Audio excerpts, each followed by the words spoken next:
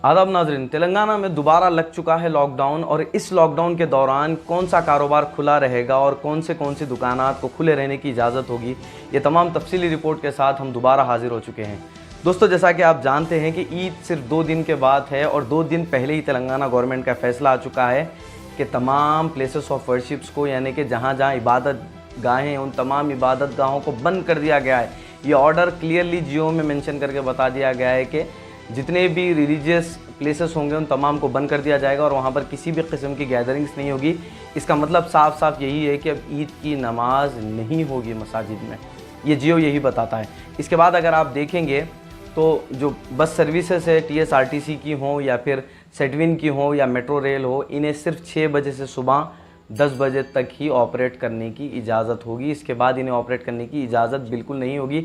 चाहे टैक्सीज हो, auto rickshaws हो या दीगर और उबर ओला कार्स हो, ये तमाम व्हीकल्स को सिर्फ सुबह 6 बजे से सुबह 10 बजे तक की इजाज़त दी जाएगी। इसके बाद अगर कोई सड़क पर निकलता है तो इनके खिलाफ़ कार्रवाई होगी। हाँ, अगर कोई इमरजेंसी केस है और अगर कोई इमरजेंसी पेशेंट को ले जा रहा है तो उसको ले जाने की बिल्कुल इजाज़त दी। दूसरे स्टेट से आने वाली बसेस को, ट्रांसपोर्ट सर्विसेज को भी रोक दिया जाने का हुक्म जारी कर दिया गया है। और साथ ही साथ तेलंगाना स्टेट में ये भी इस जियो में बताया गया है कि जो लोग बीमार रहेंगे, कोविड से मुतासिर रहेंगे, उन्हें होम आइसोलेशन का अगर फरमान जारी किया गया हो तो उन्हें होम आइसोलेशन में रहना होगा। नहीं रहने वालों के ख़िलाफ़ हुकूमत कार्रवाई करेगी और उन्हें ले जा करके गवर्नमेंट आइसोलेशन फैसिलिटी जहां पर होगी वहां पर उन्हें रख दिया जाएगा। शादी ब्याह की तकारीब को कैंसिल करने के लिए कहा गया। अगर पहले से फ़िक्स कर दी गई हैं और उसे आगे नहीं बढ़ाया जा सकता है तो ऐसे मौके पर 40 लोग सिर्फ शादी में शरीक हो सकते हैं। 40 लोग से ज़्यादा शरीक नहीं होंगे।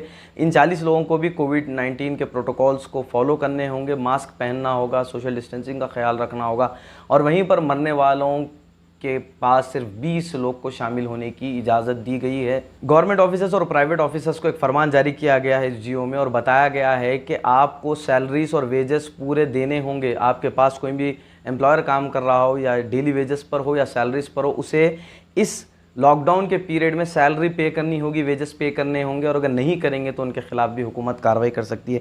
वहीं पर अगर आप आंगनवाड़ी की बात करेंगे तो आंगनवाड़ी भी बंद कर दिया जाएगा और जितने भी वहाँ पर आंगनवाड़ी में जो जाते हैं ख़वातीन, प्रेग्नेंट ख़वातीन है जो भी है, उन्हें आंगनवाड़ी में जाने की ज़रूरत नहीं है। आप उन कांटेक्ट कर सकते हैं फ़ोन के ज़रिए और फिर वो आपको आगे का प्रोसीजर बताएंगे। और ये सबसे बड़ी जो मैं बात बताने जा रहा हूँ, ये उन तमाम नौजवानों के लिए भाई जो आप नाइट कर्फ्यू में घूम रहे थे, अब आपका घूमना फिरना बंद कर दीजिए।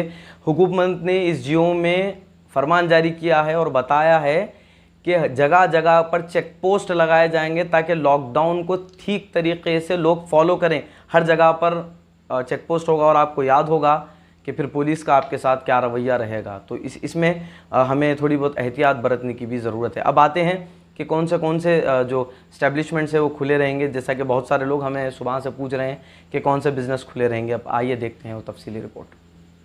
अब बात करते हैं उन बिज़नेस की जिन्हें लॉकडाउन से एग्जेम्प्टेड रखा गया है। इनके ऊपर लॉकडाउन के रूल्स नहीं लगेंगे, हाँ, लेकिन इन्हें मास्क पहनना होगा और सोशल डिस्टेंसिंग का ख्याल रखना होगा। उनमें अगर आप देखेंगे तो मेडिकल सर्विस है, हॉस्पिटल्स है, डायग्नोस्टिक सेंटर्स है और वैक्सीनेशन रिलेटेड एक्टिविटीज़ हैं। इसके साथ साथ एग्रीकल्चर के भी जितने भी ऑपरेशंस होते हैं, एग्रीकल्चर रिलेटेड ऑपरेशंस, इन्हें भी इजाज़त दी जाएगी कि ये बिल्कुल एग्जेम्प्टेड रहेंगे लॉकडाउन से। प्रोडक्शन, सेल है, सप्लाई ऑफ सीड्स है, फर्टिलाइज़र्स, पेस्टिसाइड्स, जितने केमिकल्स वगैरह बनते हैं, इन तमाम को भी इजाज़त होगी। और इन तमाम इनके जो मूवमेंट्स होते हैं, जो इनके डिलीवरीज वगैरह होती है, इन्हें भी बिल्कुल इजाज़त दी जाएगी। एसेंशियल सर्विसेज हैं जिसमें प्रोडक्शन है या डिस्ट्रीब्यूशन ऑफ पावर है, सप्लाई ऑफ ड्रिंकिंग वाटर है, इन तमाम को जो है इजाज़त दी जाएगी। सैनिटेशन सर्विसेज जो ग्राम पंचायत एरियाज़ में है, इन तमाम को भी इजाज़त दी जाएगी। पेट्रोल पंप्स की अगर हम बात करेंगे तो पेट्रोल पंप सिर्फ़ और सिर्फ हैदराबाद सिटी में, तेलंगाना स्टेट्स में भी 6 बजे से 10 बजे तक ऑपरेट करेंगे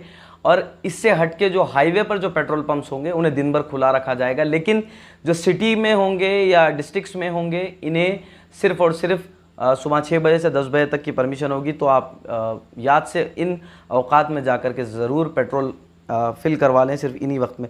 प्रिंट और इलेक्ट्रॉनिक मीडिया को भी इससे एग्जेम्प्ट किया गया है। बैंक, ATM सर्विसेज, इन्हें भी जो है एग्जेम्प्ट किया गया है, ये भी खुले रहेंगे। और अगर आप देखेंगे तो एसेंशियल कमोडिटी जो दूध वगैरह होता है या एसेंशियल कमोडिटीज़ होती है, इसकी जो सप्लाई होती है, सप्लाई चेन होती है, इससे भी बिल्कुल इससे दूर रखा गया है, यानी इसे भी इजाज़त होगी। वेजिटेबल्स वगैरह है, ग्रॉसरीज है, इन तमाम को इजाज़त होगी कि ये इसकी जो सप्लाई है, ट्रांसपोर्ट है, ये रुकेगा नहीं बिल्कुल लॉकडाउन के दौरान भी। ई कॉमर्स डिलीवरी है, जैसा कि आप देखते हैं कि फ़्लिपकार्ट है, अमेज़ॉन है, ये जितने ई कॉमर्स वेबसाइट्स हैं इन्हें भी इससे जो है दूर रखा गया है, लॉकडाउन में एग्जेम्प्ट किया गया है।